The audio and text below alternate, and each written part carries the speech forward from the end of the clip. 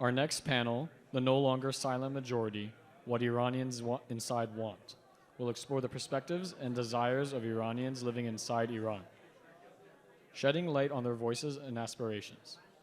Should I keep going? Yeah. Discussing this important topic are Kاملیا انتخابی author and editor-in-chief of Independent Persian, the first international newspaper published in Persian. Sa'id Qasemi Nژاد, a senior Iran and financial economics advisor at FDD, specializing in Iran's economic and financial markets and Nufti advisor. And Aleks Vatanka, head of Iran program at the Middle East Institute. The panel will be moderated by Dr. Patrick Kalason, senior fellow, research director, and head of the Iran program at Washington Institute. Please welcome our speakers.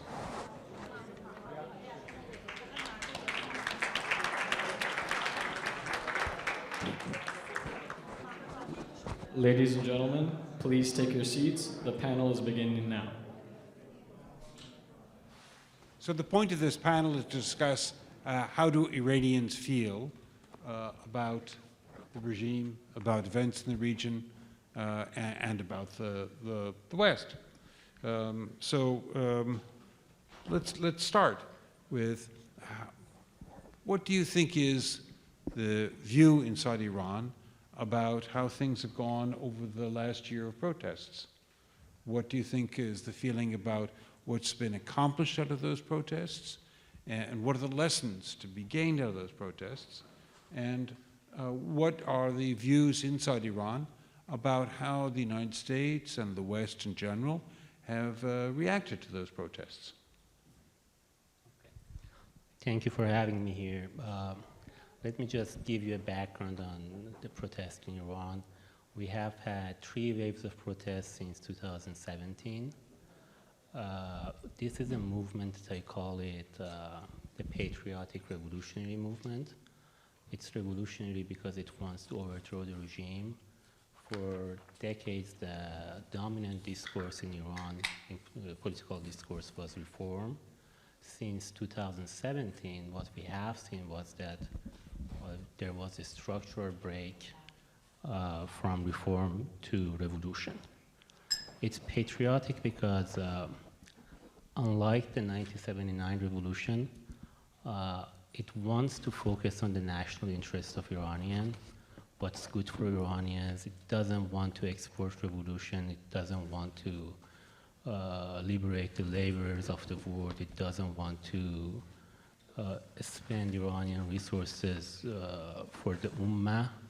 So that's a patriotic revolutionary movement.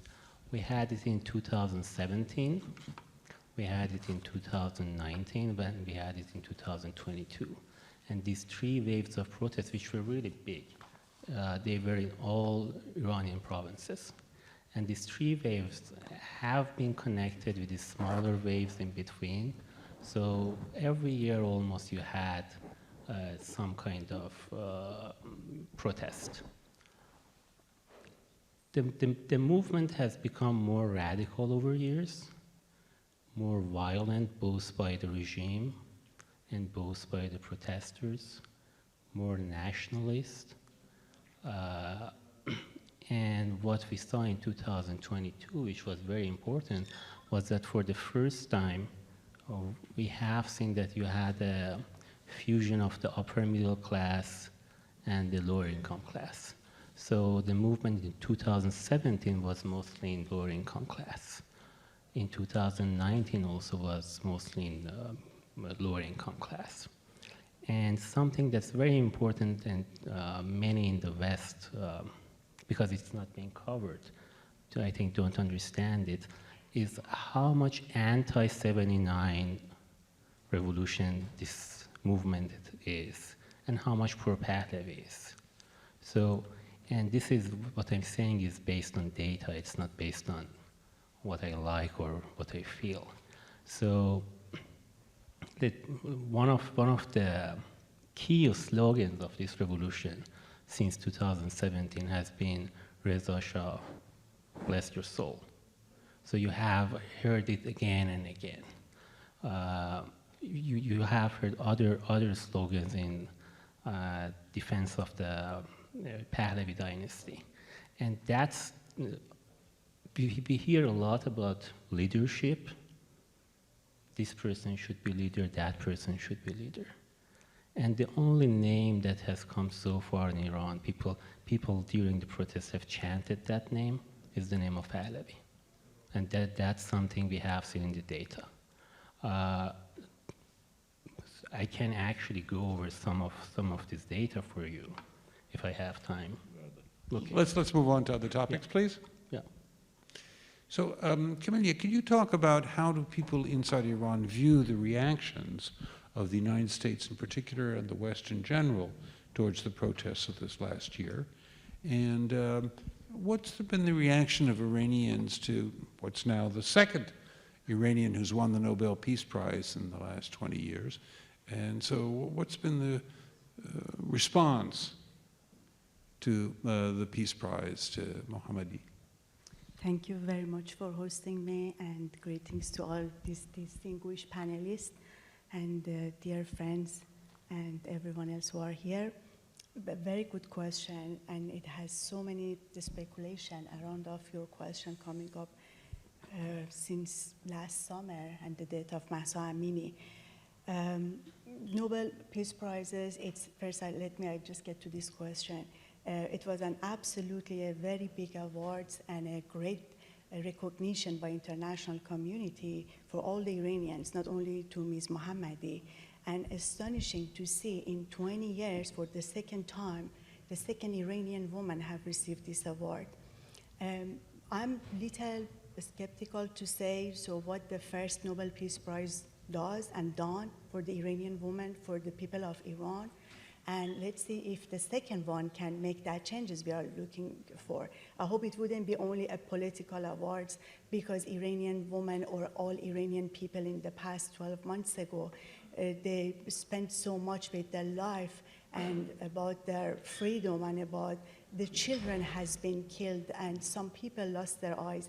I hope it wouldn't be just a small gesture from the international community, which they haven't had any much else to offer to the Iranians, to support them stronger.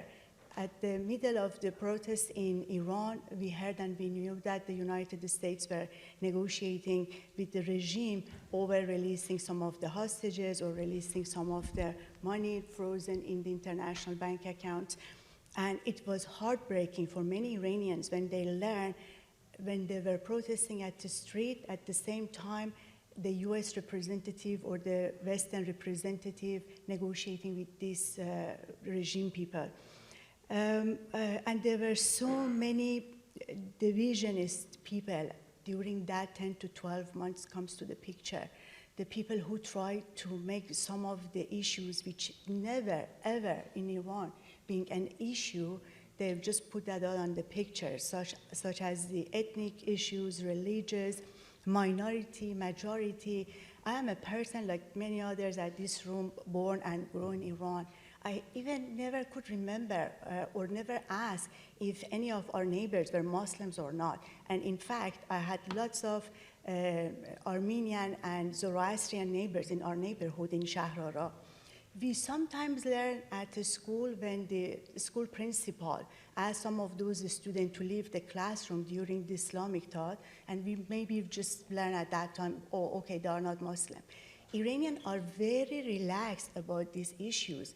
Even as of today, not so many Iranians know Mahsa Amini or Majid Reza Rahnavard, Mohammad Mehdi Karami. Those people who lost their life, have they been Muslim? Have they been Sunni or Shia? No, you guys don't know. Iranian doesn't know. Maybe some people who are in the human rights activism, they knew exactly their religious. I try to say those things portrayed in international media, and unfortunately, by some of the activists, it makes this division, which Iranian message hasn't been delivered abroad at the way Iranians were looking for, or the ethnicity issue, or if some Kurds or Baluch or Turks, they were complaining about the Fars and about the oppression they have received during these years or 50 years, 60 years in Iran.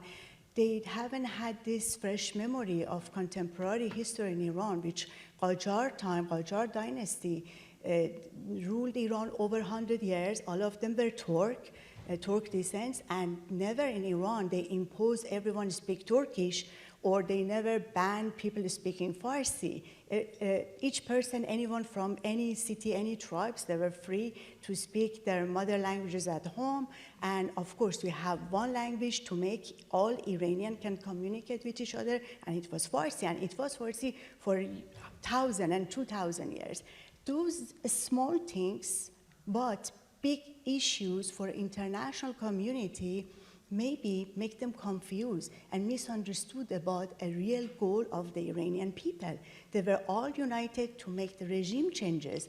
And the slogans from south to north, east to west, all people were united, and they were not complaining about each other, or the separatists were fighting another one. They were just asking for regime change, about unity, and they were mourn each of the dead from south the same time and with the same power in north. For example, when Mahsa killed, and she was from Kurdistan, at the same time this small child, Kian Pirfalak from south, from Khuzestan, when he killed, I believe the nation mourned and grieved the same way for Mahsa and Kian the same way. Those things, I'm not seeing it as like accidentally popped up on international media or among of some of the fake activists. Maybe they have this idea, which this idea many, many times over many, many years trying Iran to divide Iran, to make the country become small pieces, to tear up, but they haven't succeeded. And I believe it was another great example, that current uprising in the past 12 months ago, which Iranians more than ever are united, and their goal is so clear. They want democracy, they want to live with each other peacefully next to each other, and one nation, one Iran, and handed over power to a person who that person loves Iran, loves that all Iranian ethnicities with this diversion of the ethnicities, and also to work for the Iranians. That was probably the best things I can portray to you about what I learned as a journalist and running the newspaper of last year events. And back to the Nobel Peace Prizes, I believe that that was a beautiful award. We are so grateful and thankful, and all of us are very happy with Mohammadi and also all Iranian people, but I don't want to see that if they has been given to her as a small gesture to say, oh, we haven't forgotten Iranian people, here you are, take this prize. Prize have to have an impact and support. Thank you. Thank you. So, if I may ask you, Alex, Sure. Kamilia said that many Iranians were disappointed that at the same time of the protests, Western countries were negotiating with Iran. So what do you think is going to be the reaction? I'd be interested in you commenting on that. And then also, what do you think is going to be the reaction to the announcement today that the $6 billion of funds which came from South Korea, now in Qatar, are not going to be available to Iran for the foreseeable future? Thank you, Patrick, and thank you to Nufti for inviting me. Just want to make sure, my reaction in the first part to the Nobel Peace Prize going to Nargis Mohammadi? Well, and in general to the fact that the West was negotiating with Iran at the same time that Iranians were protesting.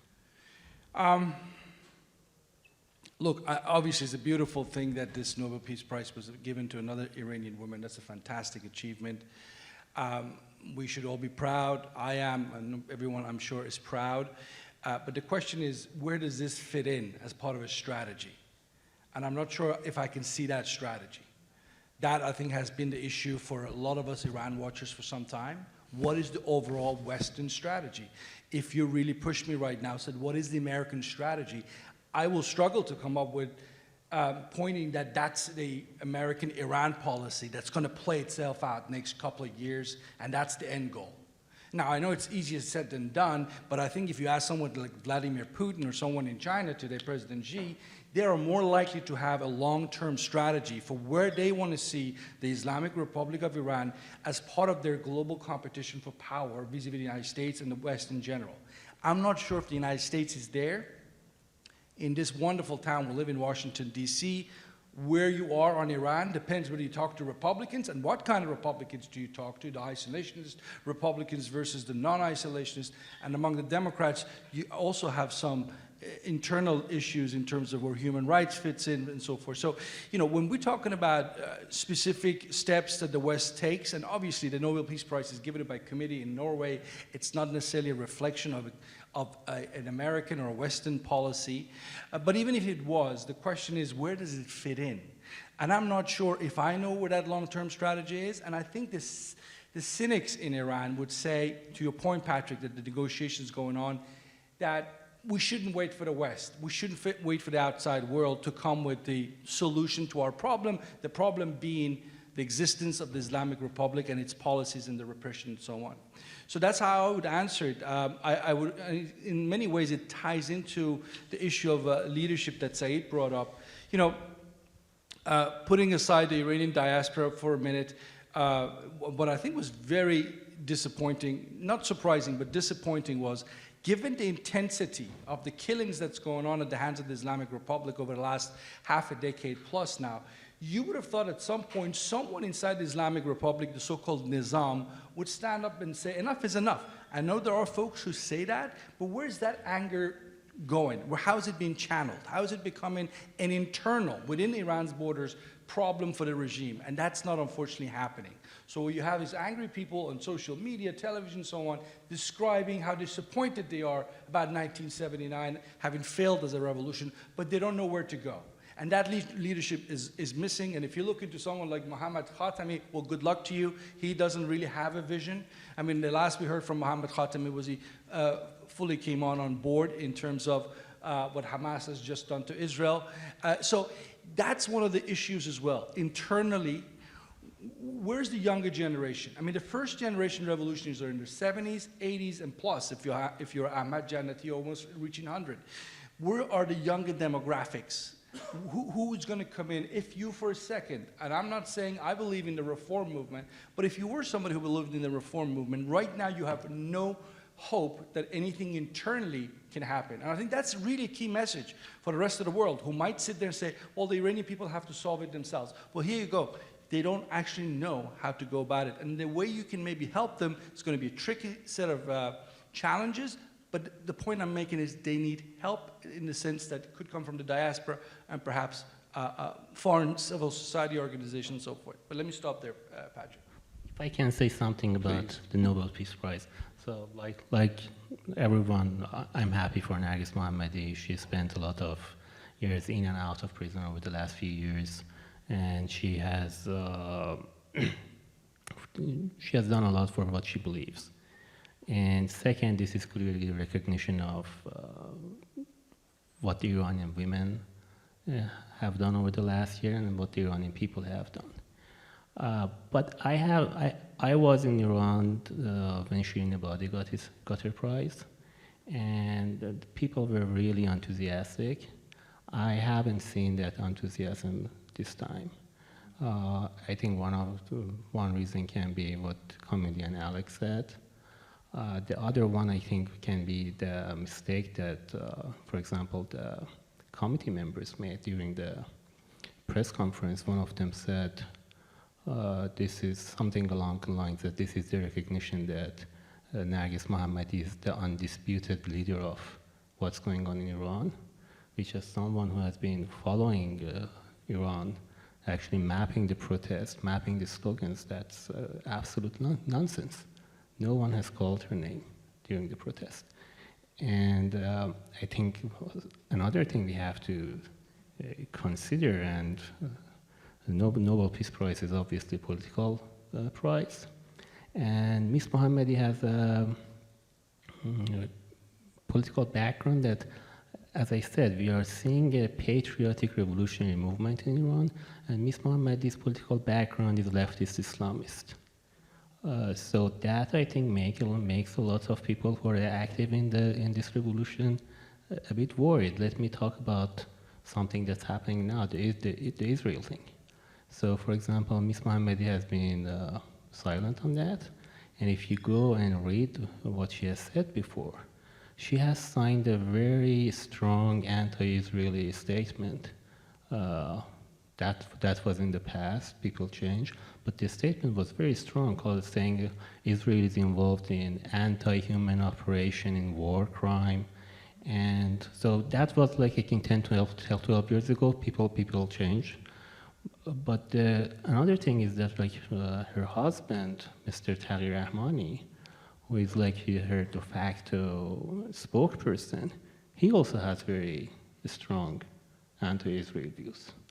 I think I saw a tweet from him from a few years ago, which he was lamenting that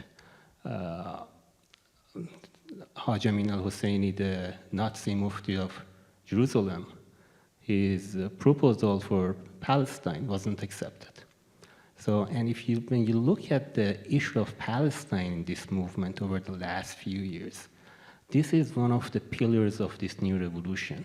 And the anti-Israeli pro-Palestinian policy has been a pillar of the Islamic Republic's policy, the 1979's policy. And that's why I think we haven't seen lots of enthusiasm on that price. May I have a comment? Please. I wish Islamic Republic was pro-Palestinian, which they are not. They are just pretending they are supporting Palestinian cause. They are supporting terrorist group. That we have to make differences between Palestinians and between a terrorist group such as Hamas or Jihad Islami. And I believe if there would be total peace in the Middle East, if the state of Palestine would create it, there would be not such a group like Hamas, Hezbollah, Jihad Islami, then Islamic Republic can support it, can make funds for them, and because of their existence, still can make the Middle East chaotic as it is today. So I believe if we are all pro-Israel, if we are supporting Israelis, we have to be also pro-creation of the state of Palestine. Once for good, we have to finish this situation in the Middle East, which has been created from this division between the Israelis and the Palestinians. And so that was a little bit, you said, if you like us to talk about Israel and Palestine, just the momentum comes up, I can speak about it. And if you travel to the Middle East, if you live in the Middle East, which I am living in the Middle East partially, traveling back and forth in the past 20 years, I can say even among of the most moderated Arab Muslims, people in the Middle East, there are a sense and there are heart and feeling for the Palestinians. If we want to be part of this area, Iran, I mean, and to live peacefully and have the support for the other nation, like what the late King of Iran has been created. At the same time that Iran had the embassy of Israel in Iran, it has the representative office of the Palestinian inside Iran too. It's good to have both of them. When you have access with both of those people, then the hands for the negotiations, for playing a crucial role, becomes much stronger. And I had a piece written years ago at Le Monde Diplomatique. If the king was alive and if the revolution wouldn't be taking place back to 1979, I haven't had any doubt that the state of Palestine would be created years and years ago, and we haven't had the current situation as we are having today in the Middle East. I think Alex wants to get into this conversation. Thanks, Patrick. Very quickly, just because the issue of the conflict came up. Look, as somebody who's been to Israel repeatedly, love the country, love to visit, I wish it all the success in the future.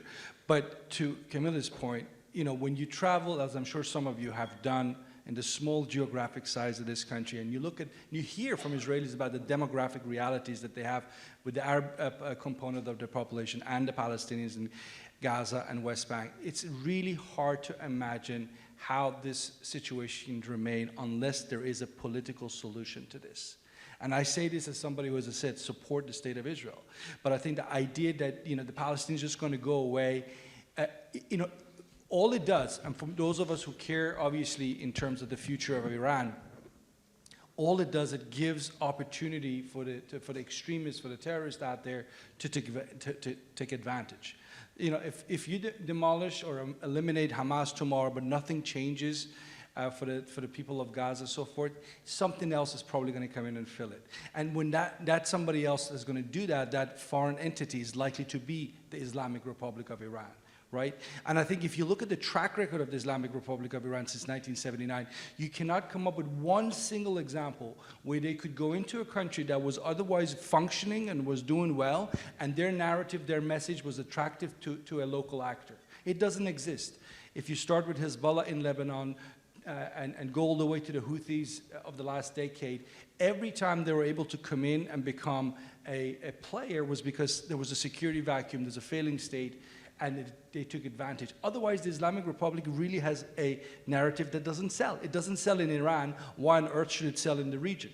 And I think in the United States, the West, all partners need to start thinking, how do you push back? And you can't necessarily do it in a region-wide. That's a colossal undertaking, and we also have to take into account, and we have to be humble. Right now, the United States has just come from 20 years of investments in the region, and frankly, most Americans are wondering why did we do it? So if you want to do something in the Middle East, it has to be creative thinking, it has to be smart, it has to have support. In this country, certainly, you've got to try and bring the very doubtful, skeptical American public along. I think we really don't want to debate Israel-Palestine here, but Israel left Gaza years ago, and they had the opportunity to build a paradise there.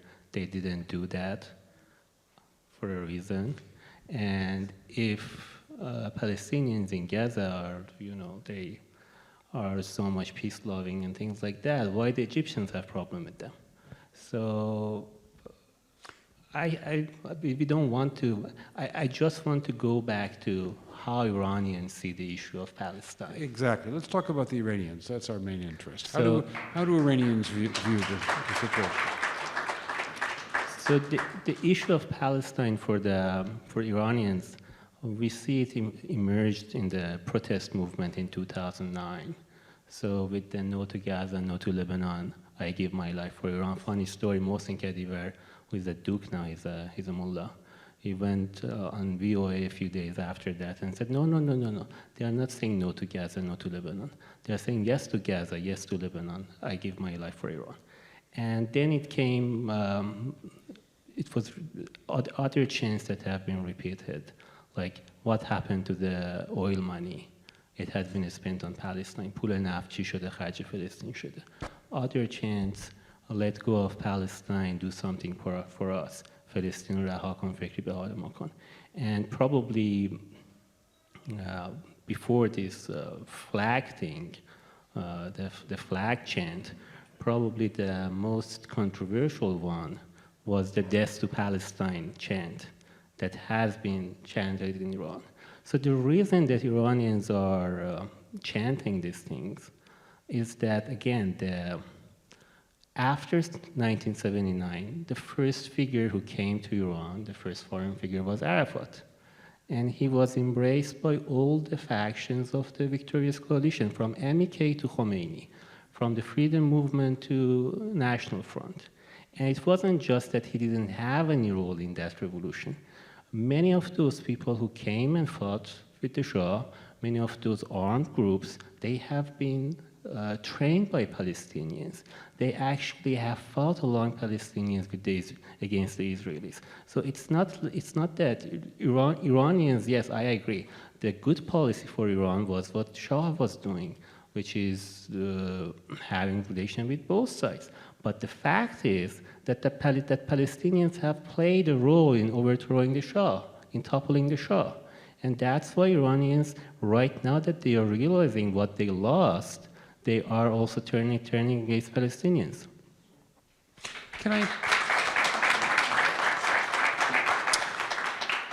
I'd like to change the topic a little bit to how the United States has approached protests in Iran. In 2009, after the contested elections, the Obama administration was quite convinced that Iranian activists did not want support from the West, and that any support from the West would be a kiss of death, and that this would not help the activists. And the Biden people, many of whom were involved in the Obama administration, took a very different attitude to the protests when they started in 2022. And they said that it's important for the West to speak out loudly in favor of human rights in Iran and in support of brave protesters in Iran. So do you think that Iranians see a difference in the approach between 2009 and 2022? Do you think that either one of those approaches was better than the other? What's your viewpoint about this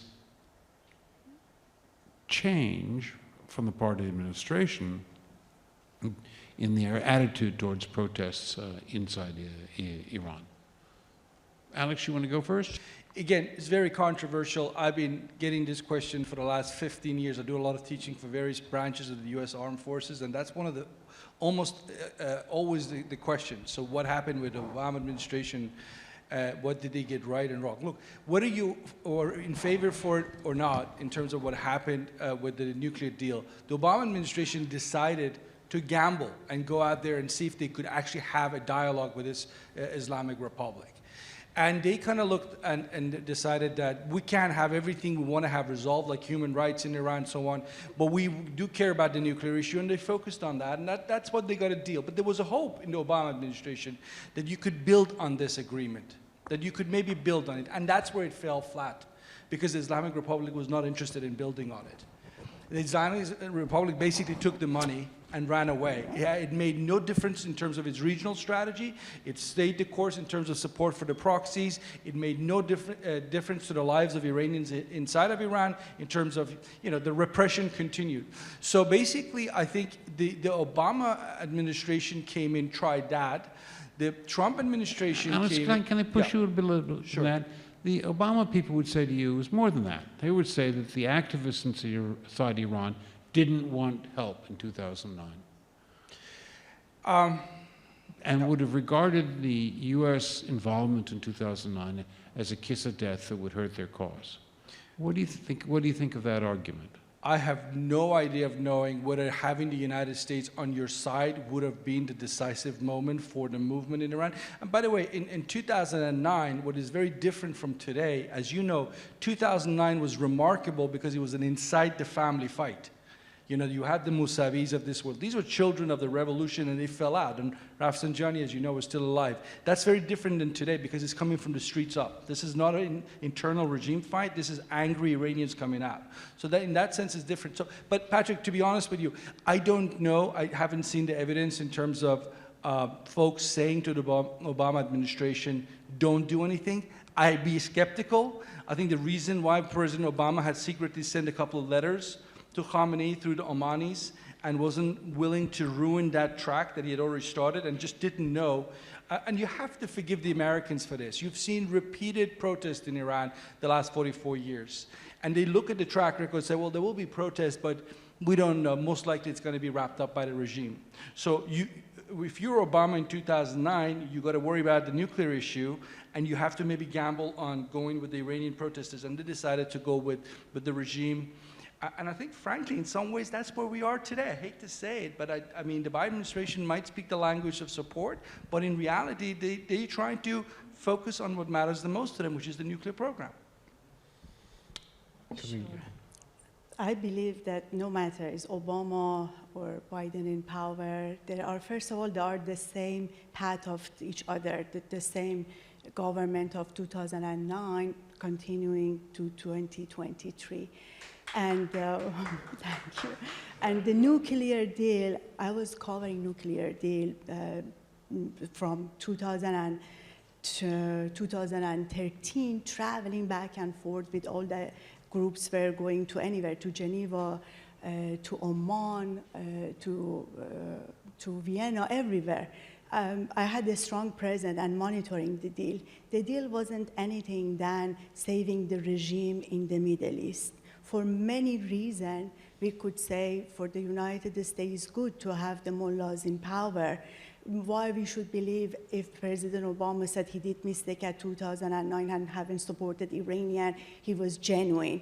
Why then Biden haven't supported Iranian back to last year when there was another opportunity for them? There are many reasons here. I don't want to sound like portraying fake news or conspiracy, but the oil is important for them, still is very important. Iran with this size, with these people, with this wealth, it's too dangerous, even for our own neighbors. With respect of what Sa'id says, Iran and Israel are a natural ally. They are the only two countries in the Middle East that are not Arabs. Islam is the identity of most of our neighbors, which for Iranian, it's not. Maybe they are Muslims, but there is not their identity. Iran comes first for them. But still, Iran can be a threat for the natural allies of the United States in the region. Why we should believe they really want to change the regime in Iran? And also, they don't know if the regime change, who would comes in power. If a person like the late Shah, he is another big danger for their allies and even for the United States. Why they didn't try to support King Reza Pahlavi during the demonstration in Iran? Why? I'm asking regional countries, I'm asking for American policymakers. He was a face of the unity. I'm not saying this to make a propaganda, I'm just genuinely telling you the truth, but they were many different people, different voices to put him down, or sounds to the Iranian, they have many choices. They all happened because they wanted to scare the Iranian. If the regime changed, maybe there would be a civil war in Iran, maybe the Muslim community will be executed, because this secularism everyone was speaking about is to eliminating the Muslim Iranians in the country. That's what I'm always saying. A good policy is to having a good relation with everyone. It's not about we just support directly one faction and the other faction left behind. And at this point, this administration doesn't have any differences to offer Iranian than the other one. Even they really badly want to revise the deal, which they did. And about freezing this money, which you asked Alex, I guess, about, it doesn't make any differences. First of all, Iran is a very rich country. $6 billion, yes, it's a huge amount of money, but for Iran, it's nothing. And even I always believe the $6 billion would be absolutely spent for first aids, for goods, for food, for medicine, as they promised, because they don't need this money secretly spent for anything else. They have other cash resources to spend for terrorism. And maybe with this money, they just wanted to spread a little among of the Iranian, which their economy has been shattered in the past few years ago, but nothing majorly could change at the economy. President Trump, I trusted. This man was very genuine, maybe because he wasn't coming from the political clan dynasty. He just said, I am willing to sit face to face with Iranian leaders to solve the problem. They didn't want to sit down with anyone because they like to play this game, this back and forth, this mouse and cat things. As long as the United States is not sitting directly face to face with the Iranian regime's leader, none of the issues as you were looking for would be sorting out. And this can continue endlessly. And what I'm saying in Iran, Iranian cannot continue like that. They would make the changes themselves, and next time they wouldn't trust anyone who comes to portray activists for them or claim Iranian asking about ethnicity rights or religious rights or about language rights. Those things is so much past and is so much behind. Sa'id, did you have some comments to make? In 2009, Iranians on the street, they said Obama with them or with us. So Iranians actually asked for his help. On the US policy toward Iran, I think the right policy would be maximum pressure on the regime, maximum support for the Iranian people. None of the US administration has done it so far. Only Trump administration did part of it, the maximum pressure one, but they didn't have a maximum support in place. And having a max pressure, max support policy requires you to understand that this regime must go. And I don't think that's an understanding of the US government. That's not the understanding of its intelligence community, its defense community, its foreign policy community. I think the understanding, the consensus there is that we have to deal with this regime. If we make the decision, if they make the decision that the regime must go, then you can put in place the max pressure, max support. And I think toppling the regime by the Iranian people themselves, it's possible. We at FDD actually have a very long memo on that. I think we have like 300 policy recommendation on how to implement that. But the consensus is not that the regime must go. Alex, any comments on what do you think were the results of the Trump maximum pressure campaign? I mean, I think, for an American president to come in when you've had successive American presidents going back to Jimmy Carter in 79, trying their hands at diplomacy, for some American president to come in and say, I want to try something different, that makes total sense.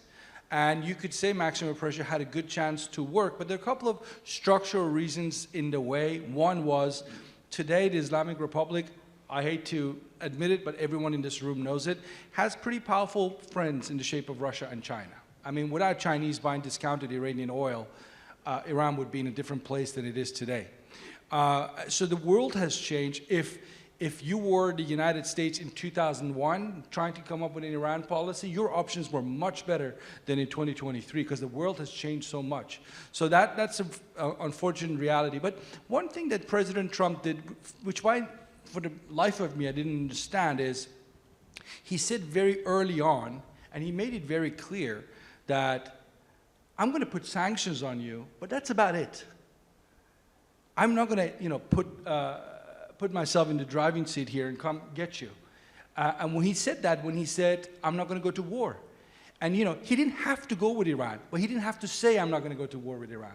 That impact of keeping everything on the table would have, I think, kept the Iranian regime much more nervous than they were. As soon as the Ayatollahs in Iran learned that it's just about sanctions, they looked for going around the sanctions and buying time, and they did, and they succeeded. So again, going back to a point I've made earlier, Patrick, you cannot have a policy on Iran that will last for a Democratic administration, a Republican administration for 4 years. This is a generational challenge. Where is the committee on the US Congress on Iran?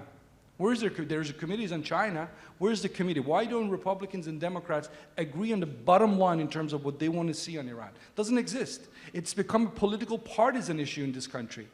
And that is not how you do long-term foreign policy strategic agendas. So unfortunately, that's how I see it. I hate to be the one who is a kind of, I'm not being negative about it because I hope that the United States will wake up to the need for a long-term plan, because Iran naturally fits in the American part of this multipolar world that we live in. It's not going to belong to Russia and China.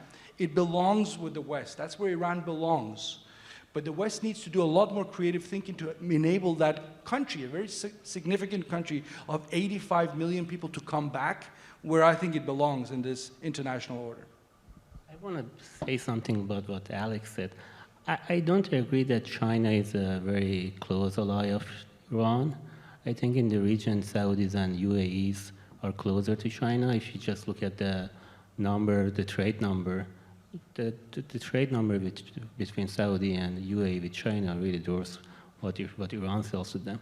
And I think that's an opportunity for US to pressure China. And we have seen that China has been pretty risk-averse when it comes to Iran. But the thing is that we really didn't push them that much. Like on oil thing, what you need to do, there are like 4 pillars. One is you have to go after the end users in China, which are private refineries. You have to sanction them. The second one is you have to go after the banks. These are again, Chinese banks. You have to sanction them. You have to go after tankers and insurers. The insurers have been taken care of to a certain degree. So that's the usual way of using sanctions against Chinese oil import. And I promise you, if you do that, the import of Chinese oil will go down. And even after that, you have even a better option that requires using some military forces, short of war, but you can go and confiscate their tankers. You can actually kill 3 birds using 1 stone.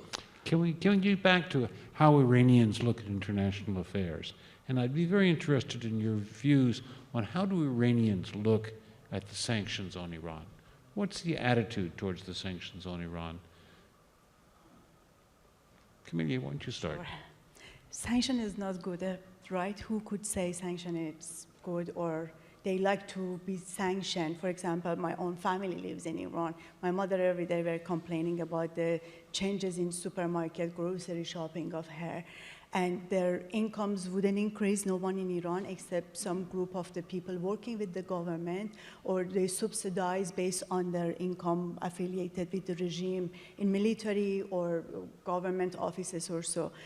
Sanction is not effective, but effective on the regime perhaps, but on Iranian life makes their life so complicated. The regime has its own way to raise money for its own cause and to pay its supporters, but Iranian doesn't. And we shouldn't forget, at least there are 2 million of the armed forces devoted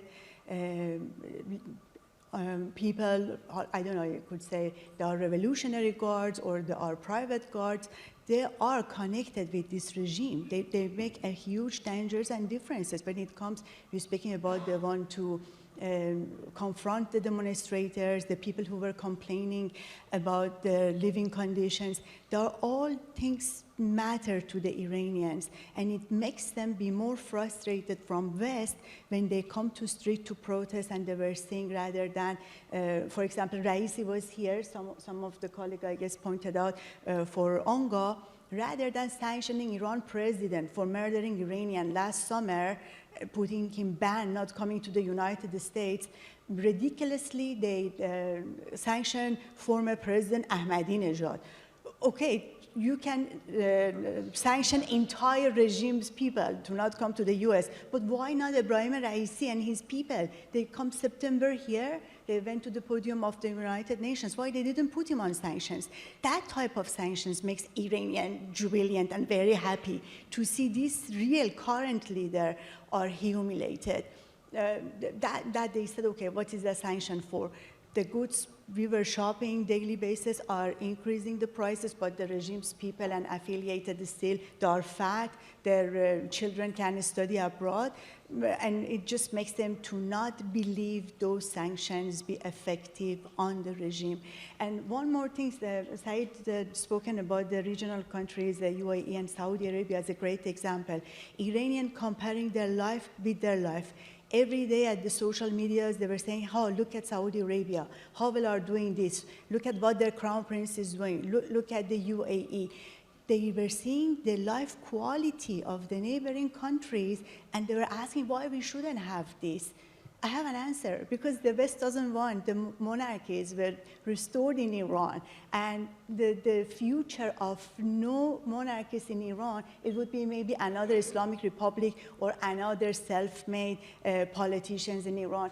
Said spoke about Ms. Mohammadi's political vision on Israel. I don't care, many Iranian doesn't care, because she's no one, she is someone in human rights activism. But in politics, she cannot be the leader. And that's why I'm always saying, and Iranians saying, please don't say who is in prison is our leaders. They are not. They are very good people who are active in society, in social activism and human rights activism. And, but they are not a political leader. A leader should have a political vision. It shouldn't be curse this neighbor or that neighbor or confronted these people and that people. That comes from a very strong opinion makers who knows what is speaking about and make friendship with everyone. And that vision also has been well portrayed. When I'm looking at Saudi Arabia, I was working in Saudi Arabia at 2000 for Associated Press. It's unbelievable what we are seeing now in Saudi to make comparison with 23 years ago. Iranians were seeing that in the pictures too, and they were thinking why they have to step back. those things makes my people very frustrated and makes them, they have to really gain their power back, and it coming back with the unity and with their own supports, not a support comes from West. So time is running short. Could I have a few short comments from both the other two speakers about how do Iranians view sanctions?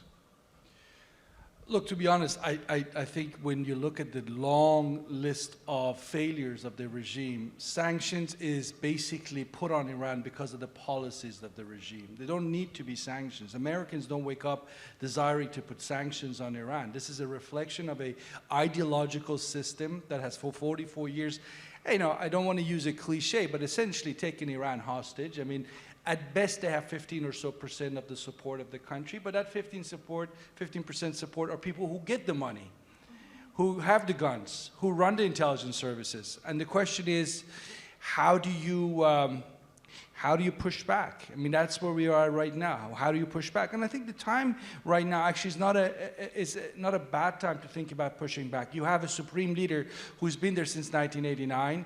His demise is an opportunity. His natural death or otherwise will be an opportunity to go in a different direction for the country. But you need to prepare for it. And you have to think hard, and that includes folks inside of Iran. It includes Iranian diaspora, 6-7 million from New Zealand to Argentina. It's a wealthy, educated, mobilized diaspora. It also includes governments in the West. Because I think, unfortunately, I hate to say this, if I was Russia, if I was China, I would do anything to keep this regime in power. I would make Raisi the next supreme leader. I'd keep this regime for another 44 years because the last thing I want is a U.S. embassy opening up in downtown Tehran because that's not in my geopolitical interest. So you've got to recognize that this isn't just about going out in the streets, although that is part of it, but you've got to put a lot more energy, effort, and you have to have cohesion. You have to have a lot more policy cohesion across the board to get it done. So that's my 2 cents. Or more like 10 cents, but Sa'id. Yeah, I think no one likes to be sanctioned, but Iranians, I think, blame the regime for the sanctions. And I think Iranians, after the JCPOA, they are finally convinced that as long as the regime is there, their economic situation is not going to significantly change. Remember that the 2017 uprising happened when the JCPOA was in place. 20 seconds. And a last comment from Kamilia. Kamilia, okay. And also, worldwide, Iranian point of views. One day, سازمان مجاهدین خلق, they are at the terrorist list of the United States, and when they met with Khatami, they were lifting up the sanctions on them. I mean, they were removing them from the terrorist list. Another day, Houthis by President Trump put it in the terrorist list. When Biden comes in power and it's not a good terms with Saudi Arabia, they were removing it from the terrorist list. Even the interpretation of the words and the dimension of using to call who is terrorist and who is not, and how they deal with Iran as an Islamic terrorist regime, maybe one day is good friends and another day maybe is a bad friend. Those things also is in the mind of the Iranian, and they can't trust any of those administration based on the evidences seen on the table. Thank you. Well, if I may close with a personal comment, I'm a cynical Washingtonian, and I think that a lot of U.S. policy towards Iran has been designed to meet the domestic political needs of U.S. politicians rather than to address problems inside Iran. And so indeed, I can recall going back to why President Clinton first put sanctions on Iran in 1996. He did it in response to the Republicans taking over the Congress, and he wanted to undercut those Republicans' objections to his policies. I think Mr. Trump's policies towards Iran were very much designed to prove that he thought that Obama had been a fool. And I think Biden's policies towards Iran have been designed to prove that he thought that Trump was a fool. And so I'm afraid that a lot of U.S. policies towards Iran have not really been about Iran, but have been about domestic U.S. politics. With that, thank you very much.